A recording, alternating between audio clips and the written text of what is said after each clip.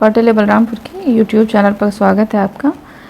जैसा कि आप लोग जान रहे हैं कि यूपीपी की परीक्षा की डेट अनाउंस हो गई है, तो अब उस लिहाज से जितना ज़्यादा हो सके प्रीवियस ईयर पेपर का क्वेश्चन आप जितना संभव हो उतना सॉल्व करिए, क्योंकि अब समय कम है। रिवीजन मोड में ही तैयारी करेंगे तो ही परीक्षा की में सफलता की संभावना है।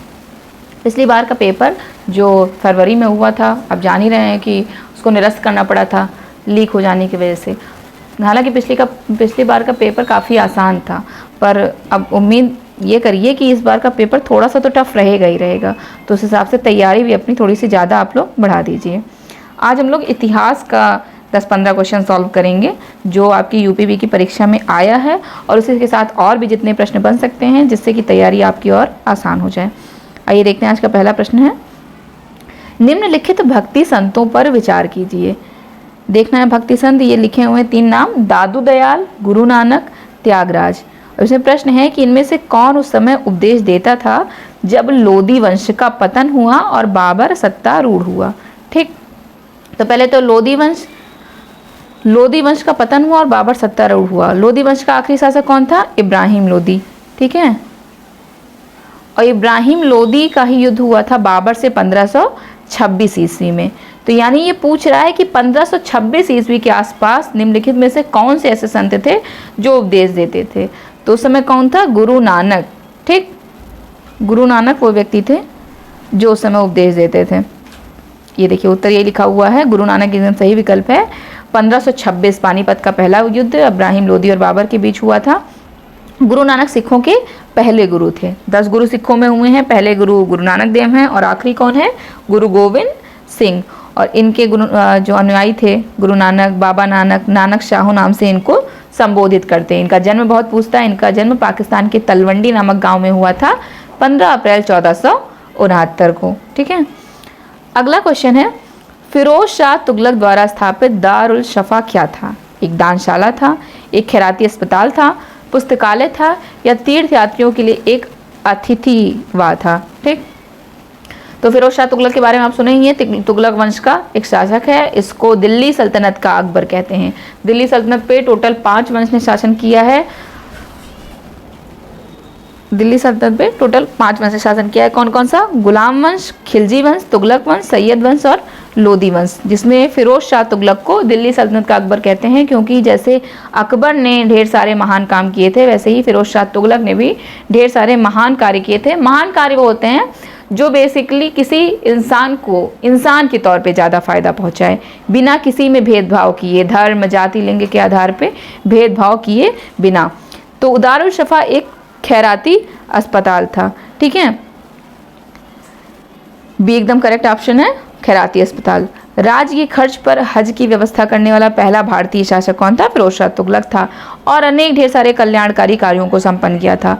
रोजगार दफ्तर भी खुलवाया था। समझ रहे हैं, बेरोजगारी उस समय बहुत चरम सीमा पे थी, इसलिए उसने एक रोजगार दफ्तर भी खुलवाया था। दानशाला खोली थी, दान इतना देता था, जो दीवाने खैरात के नाम से प्रसिद्ध था, जो दान देता था।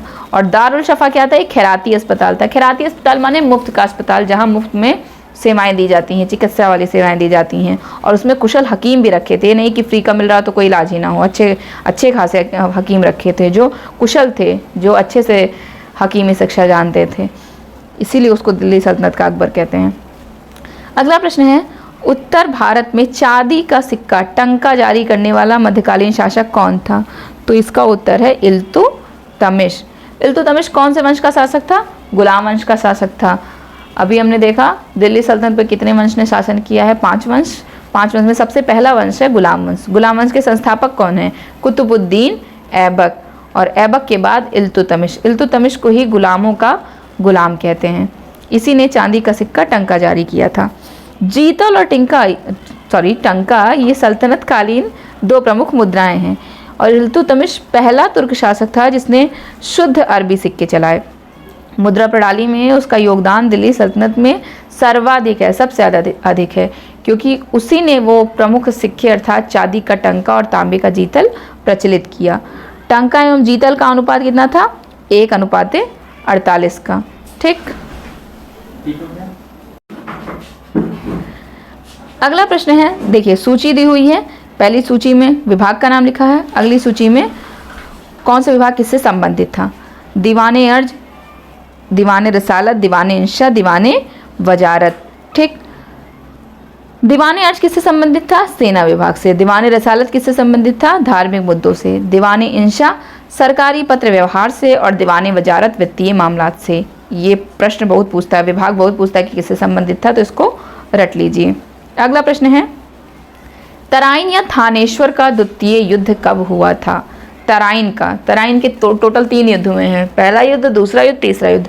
पहला युद्ध 1191 में हुआ है, दूसरा 1192 में हुआ है। ठीक, तो इसमें तराइन का दूसरा युद्ध पूछ रहा है, तो दूसरा युद्ध कब हुआ है, 1192 में। सी ऑप्शन एकदम सही है। किसके किसके बीच हुआ था, पृथ्वीराज चौहान और मोहम्मद गौरी के बीच हुआ था। यही तराइन का पहला युद्ध भी पृथ्वीराज चौहान और मोहम्मद गौरी के बीच हुआ था, दूसरा भी पृथ्वीराज चौहान और मोहम्मद गौरी के बीच हुआ था। लेकिन पहले में पृथ्वीराज चौहान जीत गया था और दूसरे में पृथ्वीराज चौहान हार गया था, और हारने के बाद मोहम्मद गौरी उसको अफगानिस्तान के गोर में लेके चला जाता है और यहाँ पे अपना गुलाम कुतुबुद्दीन ऐबक को बिठा जाता है, और फिर उसके बाद यहीं से गुलाम वंश की स्थापना होती है और यहीं से दिल्ली सल्तनत की शुरुआत होती है। तराइन को ही थानेश्वर का भी युद्ध कहा जाता है, और पृथ्वीराज चौहान की हत्या भी इस युद्ध में की गई थी, ये सभी आपको बताया ही। ठीक, अगला प्रश्न है, पृथ्वीराज चौहान के दरबारी कवि का क्या नाम था। ये इनके दरबारी कवि होने के साथ साथ उनके बहुत खास दोस्त भी थे। कौन, चंद बरदाई। चंद बरदाई ने कौन सी रचना लिखी है, पृथ्वीराज रासो। पृथ्वीराज रासो ये इनकी बहुत फेमस कृति है। और पृथ्वीराज चौहान के बारे में आप जानते हैं कि ये शब्द भेदी बाढ़ चला लेते थे। जब मोहम्मद गौरी पृथ्वीराज चौहान को लेके गया था तो उनके साथ ही चंद बरदाई को भी, आखिरी समय तक चंद बरदाई पृथ्वीराज चौहान के साथ ही थे। जितना पृथ्वीराज चौहान की महानता के बारे में लिखा हुआ वो पृथ्वीराज रासो में ही लिखा हुआ है, जिसमें तत्कालीन चौहान वंश की बहादुरी और सैन्य शक्ति का भी हमको ज्ञान होता है। अगला प्रश्न है, अमीर खुसरो निम्नलिखित में से किसके शासनकाल से संबंधित नहीं था। देखिए, नहीं वाले प्रश्न पे थोड़ा सा ज़्यादा फोकस रखिएगा, क्योंकि नहीं वाले प्रश्न अक्सर करके कंफ्यूजिंग होते हैं। नहीं का मतलब इसमें से 3 विकल्प ऐसा होगा जिनमें अलाउद्दीन कह रहे हैं, अमीर खुसरो जिसके शासनकाल में था, एक में नहीं था। तो कौन में नहीं था, देखिए अलाउद्दीन खिलजी के समय भी था, बलबन के समय भी था, गयासुद्दीन तुगलक के समय भी था। तो इब्राहिम लोदी वो व्यक्ति हैं जिनके समय अमीर खुसरो नहीं थे। अमीर खुसरो दरअसल वो व्यक्ति हैं जिन्होंने 7 सुल्तानों की सेवा करी है। इनको 7 सुल्तानों की सेवा का अवसर प्राप्त हुआ है। कब से लेकर कब तक, बलबन, मोहम्मद कैकुबाद, जलालुद्दीन खिलजी, अलाउद्दीन खिलजी, मुबारक शाह खिलजी और गयासुद्दीन तुगलक। यानी बलबन से शुरू होके, बेसिकली गुलाम वंश का शासक है बलबन, वहाँ से शुरू होके गयासुद्दीन तुगलक यानी तुगलक वंश तक, 3 वंश में इसने 7 शासकों का शासनकाल देखा है। जरा इमेजिन करिए अमीर खुसरो की सहिष्णुता, उसकी टॉलरेंस कितनी तगड़ी रही होगी कि 7 सुल्तान उसके आगे बदल रहे हैं और सब के शासनकाल में उसी स्पीड से, मतलब उसी स्टेबिलिटी के साथ वो रहे हैं। खड़ी बोली के जनक हिंदी प्रवर्तकों में से एक अमीर खुसरो माने जाते हैं। ये कवि भी थे, इतिहासकार भी थे, संगीतज्ञ भी थे। इनको तूतीये हिंद कहा जाता है। ये प्रश्न बहुत पूछता है, तूतीये हिंद किसको कहा जाता है अमीर खुसरो को। तबला और सितार के जनक भी कहे जाते हैं अमीर खुसरो। ठीक है, अगला प्रश्न है, दिल्ली सुल्तानों के शासनकाल में बंदगाने खास किसे निर्दिष्ट करता था। ये बंदगाने खास कौन होता था, भटियारा होता था, शाही गुलाम होता था, डाक वाहक होता था, या राज्य अस्तबल के पहरेदार होते थे। तो शाही गुलाम जो होते थे उनको बंदगाने खास कहा जाता था।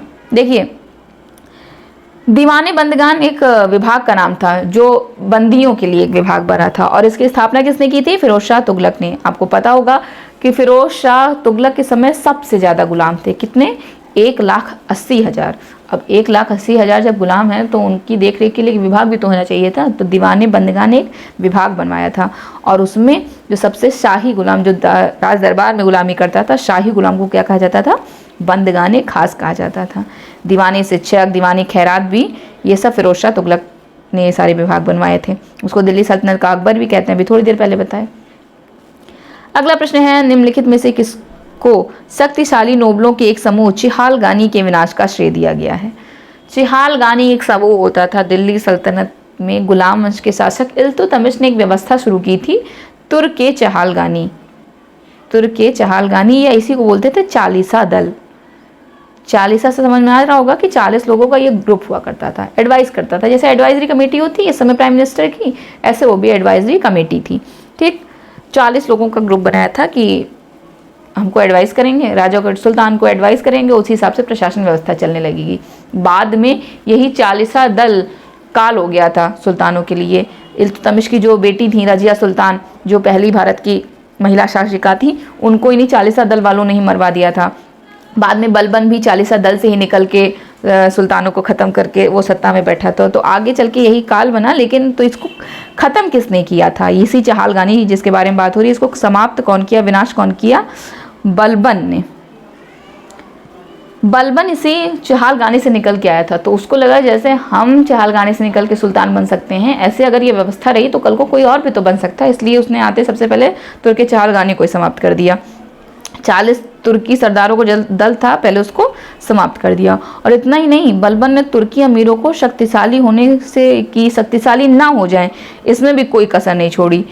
तुगरिल खां बेग की एकमात्र विद्रोह को भी उसने बखूबी संभाला था। एक ही विद्रोह हुआ था, उसको बड़े अच्छे से मैनेज किया था। बाकी ऐसा ना हो कोई विद्रोह करके कल को शासक बन जाए, इसलिए उसने चहालगानी को समाप्त कर दिया था। देखिए, आज के पीपीटी में, आज के वीडियो में बस इतना ही। आगे आने वाले समय में कल परसों रेगुलर हम लोग कम से कम 10-15 क्वेश्चन सॉल्व किया जाएगा, जिससे एक प्रश्न से कई सारे प्रश्न और भी रिवाइज हो जाता है। आज ये बेसिकली दिल्ली सल्तनत से संबंधित कुछ क्वेश्चन थे, आगे हम लोग और क्वेश्चन करेंगे। रिवाइज आप लोग करते रहिए, जिससे परीक्षा में परफॉर्मेंस अच्छी हो। परफॉर्मेंस अच्छी होगी तो रिजल्ट भी जाहिर सी बात है अच्छा ही होगा। Thank you so much.